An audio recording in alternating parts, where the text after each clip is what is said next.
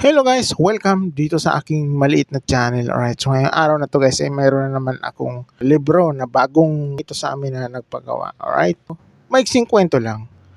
Video na to guys ay medyo matagal na to dito sa akin. Kung hindi ako nagkakamali, mahigit na siya sa akin dito ng isang buwan. Alright, so kung bakit ko siya nakalimutan, kasi nga nalagay ko pala siya doon sa SD card na isa. So tinago ko yon, tapos nung tiningnan ko kasi lalabas nga kami. Tapos tiningnan ko siya, pinag-check ko muna kung mayroong panglaman o wala.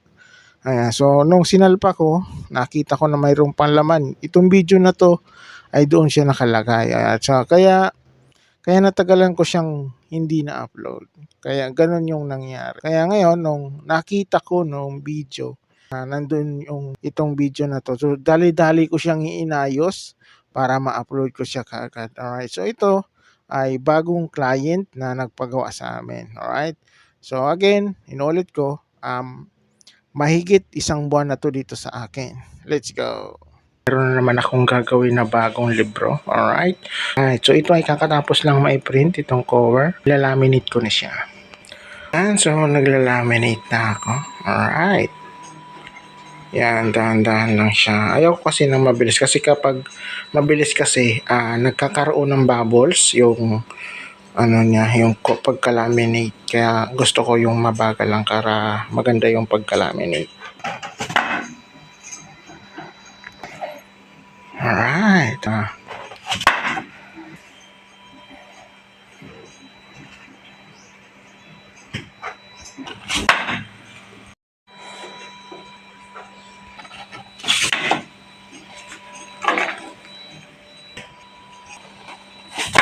So ito na yung cover guys. So kakatapos ko lang mag-laminate.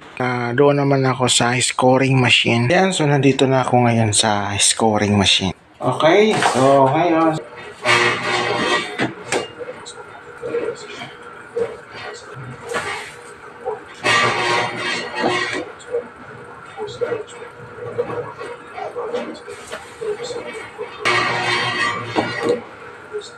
ano lang siya, napaka-smooth natin yung sasay. Ayun! Ayan, so ito na siya guys. So kakatapos ko lang sa pag-scoring. Alright. Ayan na siya guys. So kakatapos lang nito ma-print na manuscript. Ayan, so ito yung harap niya guys.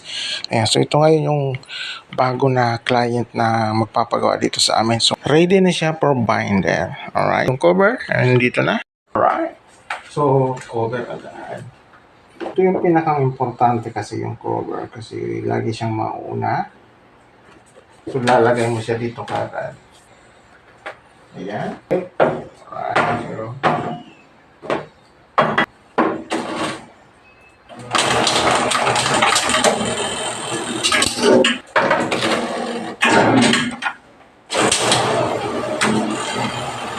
Yeah, so ang ganda. Alright. So ayan, ito yung loob. Diba? Ang dali lang. Ganyan lagi ang routine.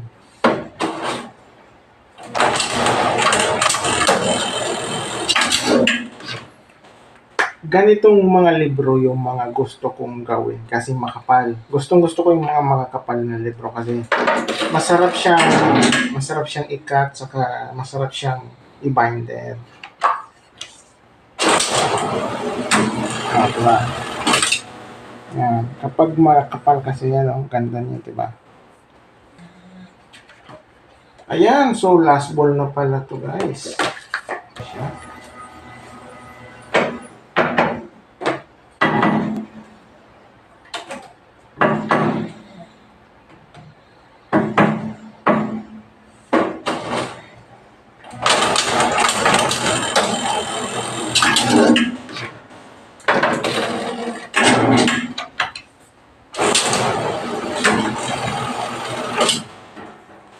Ayan, so kakatapos ko lang dito sa binder. Alright. Ito guys, yung libro. So kakatapos ko lang sa binder. Alright, so ito na siya. Ayan, diba? Ayan, so natapos ko na. Ang gagawin ko dito, so ikakat ko na siya. Let's go. So ito, ang kasya tatlo. Tatlo lang yung kasya.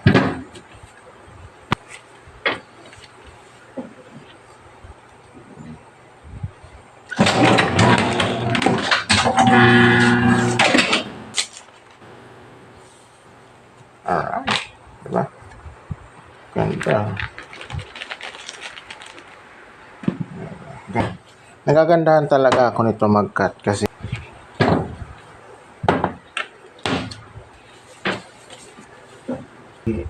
sa tuwing maglalagay ka, itutulak mo siya isa-isa para sagad siya doon sa dulo.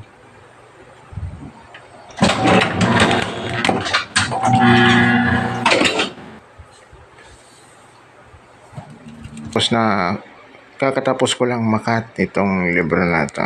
Alright, so ayan na siya. Okay, so i-deliver na siya bukas. Ayan, so ito na guys yung libro. Ayan, so hindi ko na siya pinakita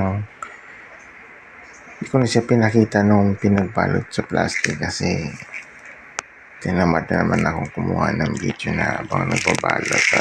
Ayan, so lahat na siya nabalot. Isa-isa yung balot niya guys. Alright. So ngayon ay ilalagay ko na siya sa box kasi i-deliver na siya ngayong umaga.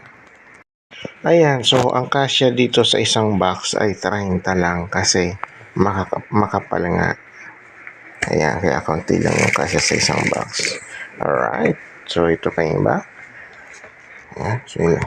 Siguro ko to mga 3 box kasi may sobra to ng kaunti. Ayan, so ito na siya guys, yung libro. Ayan, so linagay ko na sa box. Alright, ayan. So bali, 3 box siya. Itong dalawa, tig 30. Tapos ito ay 18. Alright, 18 na libro. Ito, sa maliit na box. Ayan, so ito na siya guys. Kakatapos ko lang dito sa paglagay sa box. Ako na siya. Lalagyan ko na siya ng tape. Alright.